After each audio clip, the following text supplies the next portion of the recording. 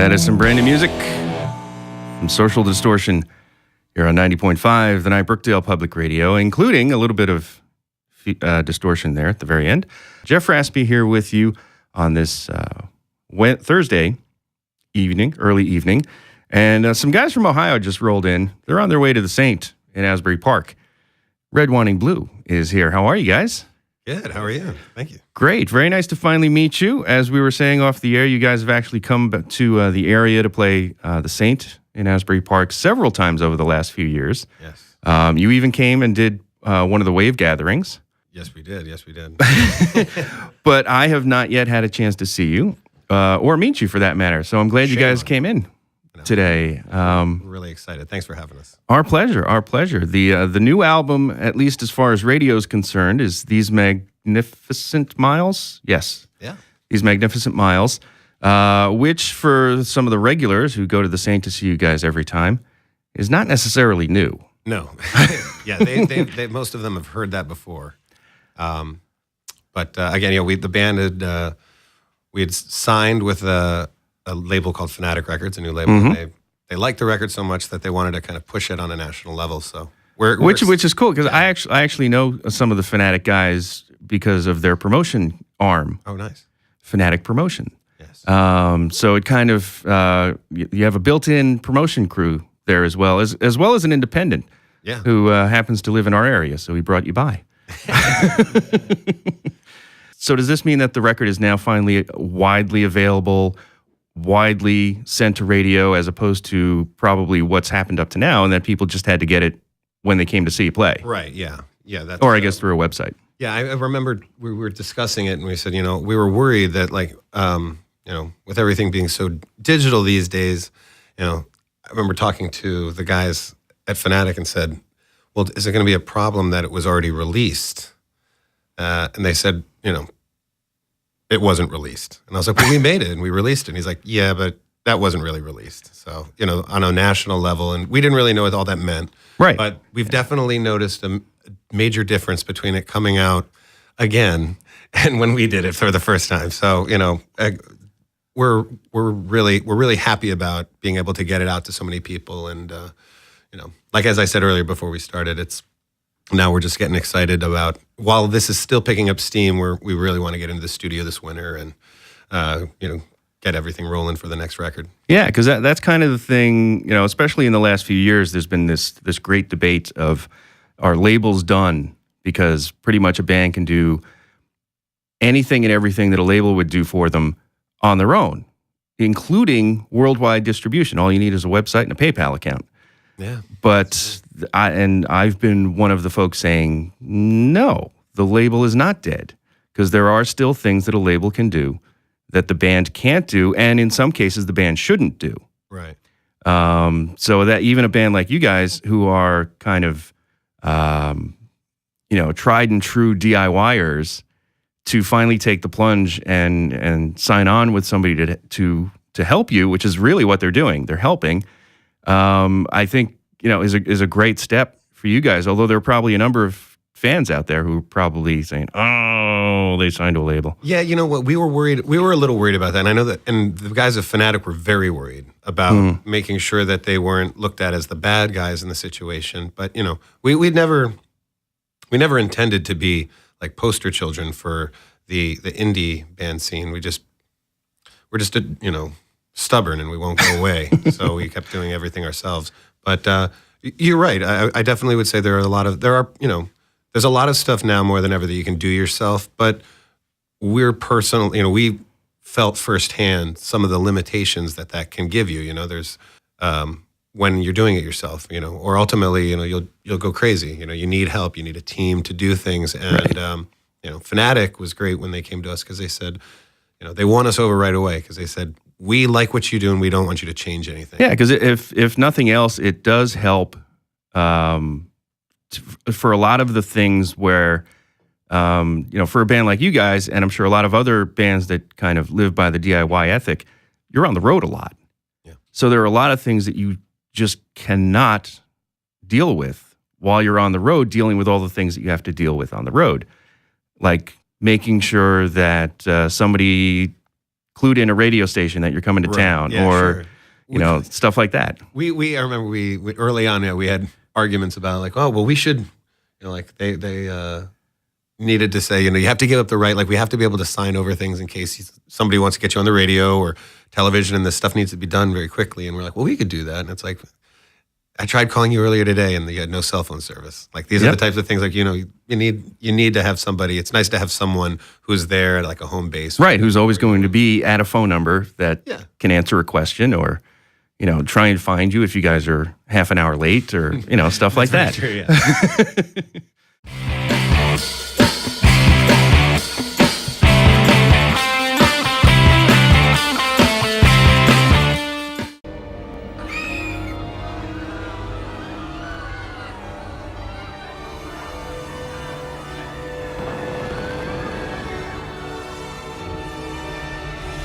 Aren't you gonna kiss me? I gotta go. Nobody likes to kiss an ashtray.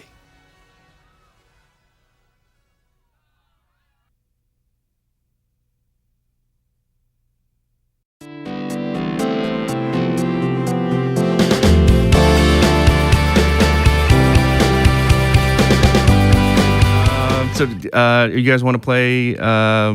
I guess the first single from the new album. Is that the one you were set up for? Yeah, I think, Where You Want to Go. Absolutely, yeah. All right.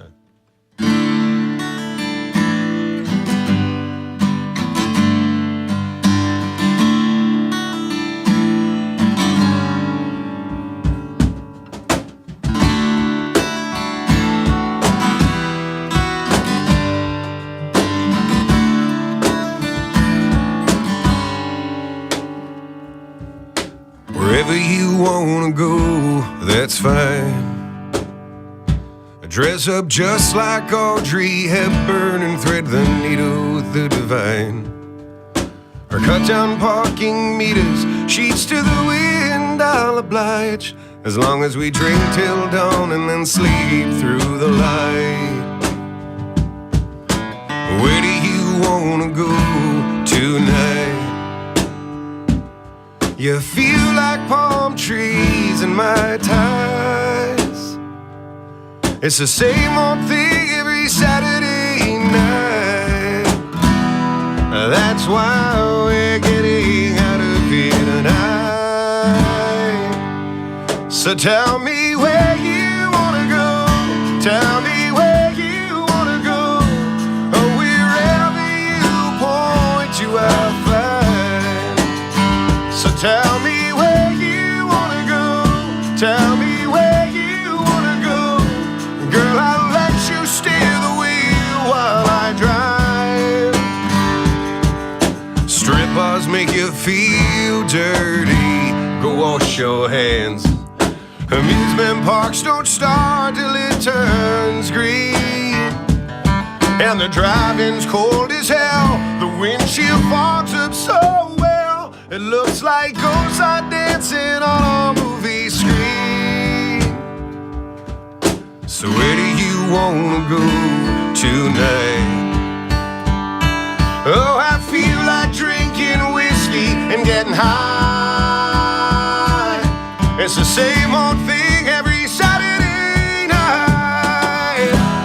Well, that's why we're getting out of here tonight. So tell me where you wanna go. Tell me where you wanna go.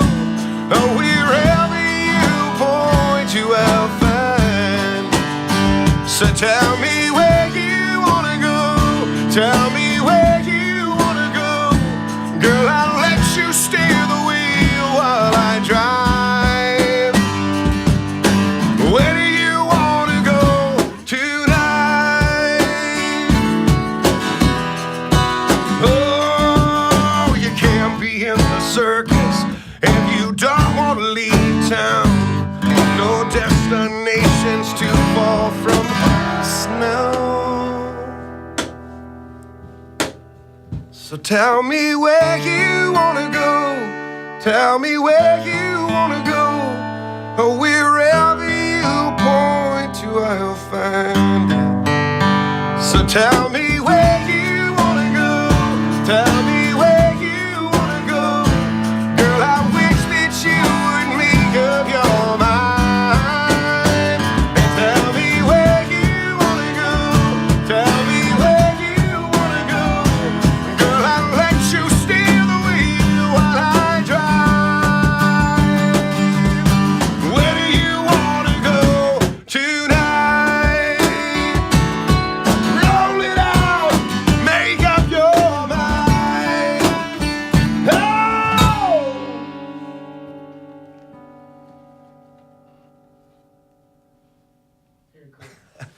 That is cool.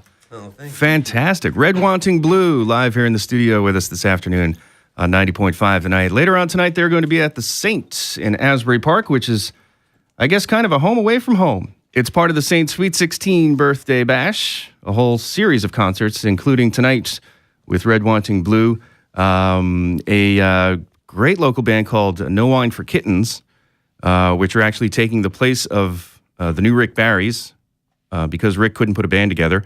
Oh, So he brought his other band, No Wine for Kittens. Oh, okay. I was going to say, like, wait, what happened? No. It was just Rick being lazy and saying, I'm not going to put my band together. I'm going to put this other band. I'll just put this other band together and then I'll use that band. And a guy named Joe Miller as well. He'll be playing the Saint tonight with Red Wanting Blue all the way from Columbus, Ohio. Although we were talking off the air, Scott, but at least you are actually from New Jersey. Yeah, I'm a Jersey boy. Yeah. From up in the mountains in the woods. Yeah, the mountains in the woods, exactly, right.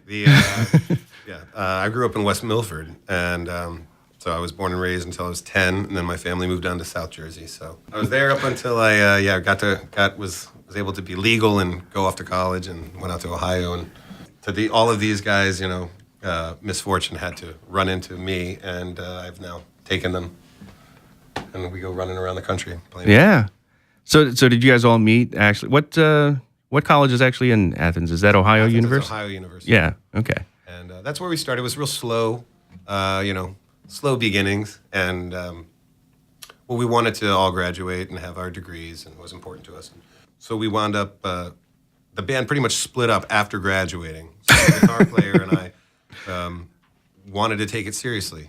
I think we saw possibilities, and so we wound up, from those very early days, the other guys never really had intentions of taking after school. So we moved up to Columbus, which was the first biggest city, and found Marcus and kind of ran around from there, and so that was really the point in like 2000 where we started to take it for as a career. Yeah. So like I've been saying to some of the folks in this area who've noticed us, hey, we're playing something new from Red Wanting Blue. They're like, wait, how new? I'm like, well, new to radio. Yeah, not new enough. Yeah. But that's cool anyway, because as we said, there are plenty of people for whom it is new. Yeah. What's weird is because we do try new things out, and we've been, we do play stuff in our sets that's post these Magnificent Miles, just things that we've kind of messed around with and worked on with new things for the future. And it's crazy with the digital, in the digital world that we live in now, that you can play a song once, someone has it on their phone, and then it's online, and then you show up the next place you play, someone knows all the words already, and you're like, wait a second, how is that possible? How did you?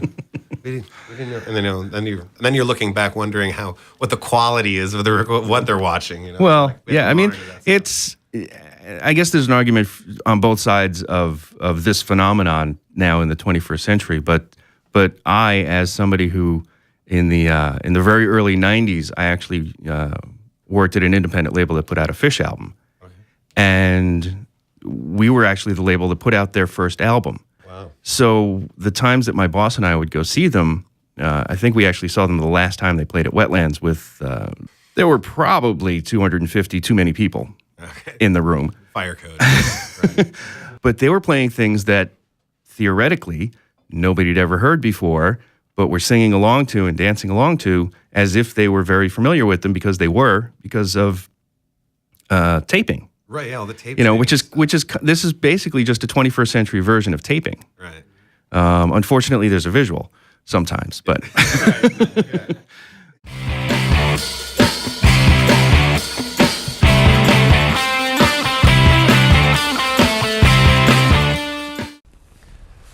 I'm Arnold Foslu. As an actor, I've had many fight scenes. But now as an environmentalist, I'm in a real fight. The fight to protect threatened and endangered wildlife. Each year, millions of people travel to exotic locations to have encounters with the world's dwindling populations of wild animals. Sadly, many tourists take more than just memories back home with them from these trips.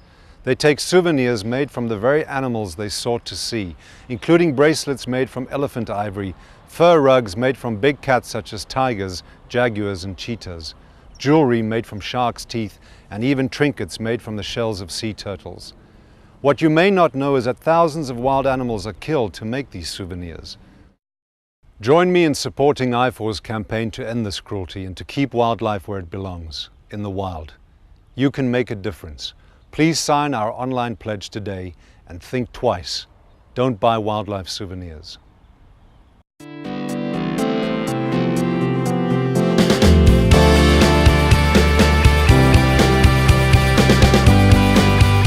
.5 The Nights, Brookdale Public Radio. Jeff Raspe here with Red Wanting Blue, all the way from Columbus, Ohio, getting ready to go down to the Saints in Asbury Park. One of the things that we were just talking about off the air is that song, You Are My Las Vegas, and your potential plan to shoot a video in Las Vegas. In Las Vegas, I know. Go figure. And you guys are on the road so much that you must eventually hit there.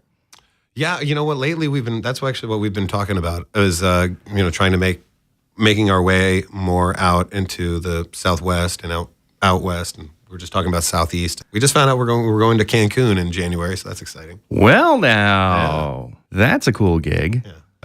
Now, did you guys want to play us another one off the album? Yeah. Cool.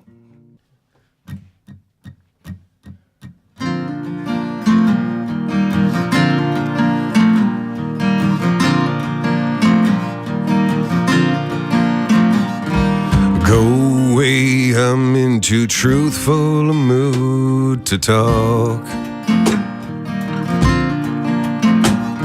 Lines on the map tangle up when my heart gets lost. Cutting me down to size, cutting me down to size. I believe cutting me down. Everybody said it ain't gonna be easy. Nobody said, kid, it's gonna get hard.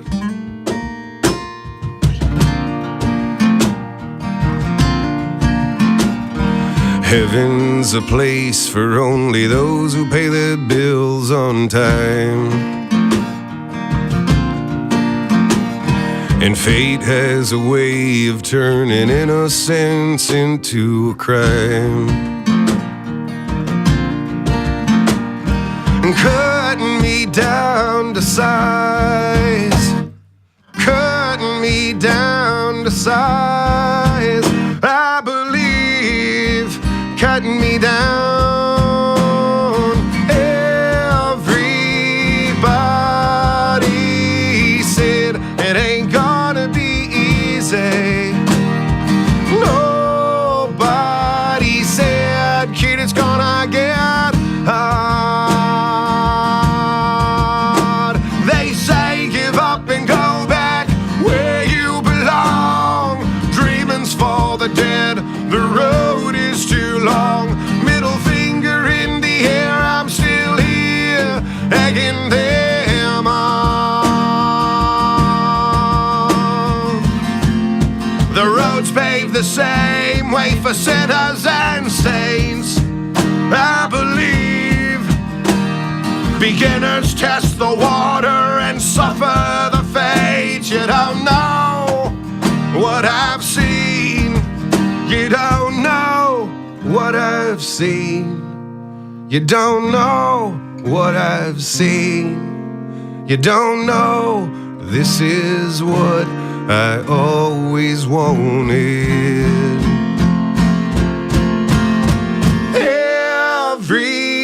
Everybody said it ain't gonna be easy. Nobody said, kid, it's gonna get hard. They say give up and go back where you belong. Dreaming's for the dead, kid, the road is too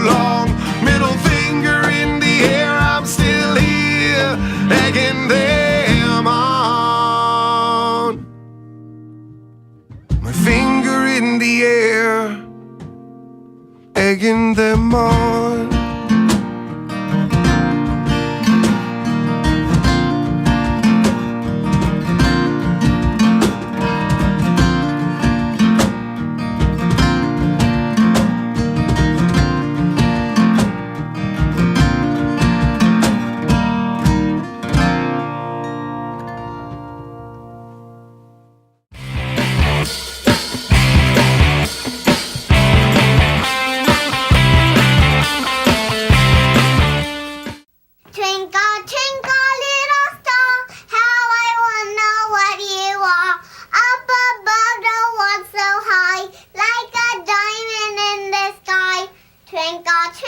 The odds of a child being in a Broadway show are 1 in 11,000.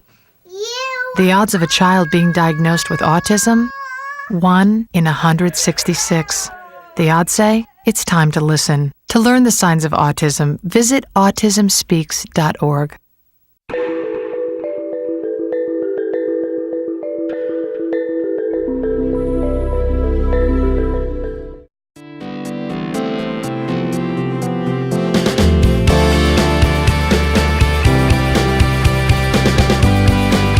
Excellent.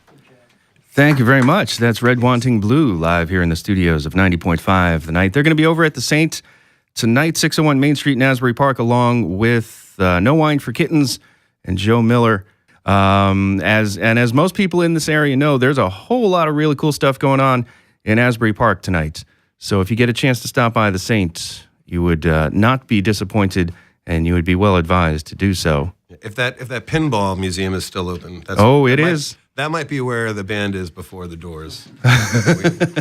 Eric is a pinball aficionado, and that was yeah, we do enjoy. Dare you say a pinball wizard? Yes. Oh, I didn't want to go there, but oh man, there it is. There it is. And do you know off the top of your head when we might be able to see you again in the area? I'm not sure if if you can't get enough of us, we're going to be in Mercury Lounge in New York City on Sunday. So even better. That'll be yes. really close by. But I don't know if we're going to be back in Asbury Park before the end of the year. So, sure, absolutely, because the holidays are right here. So right. Yeah.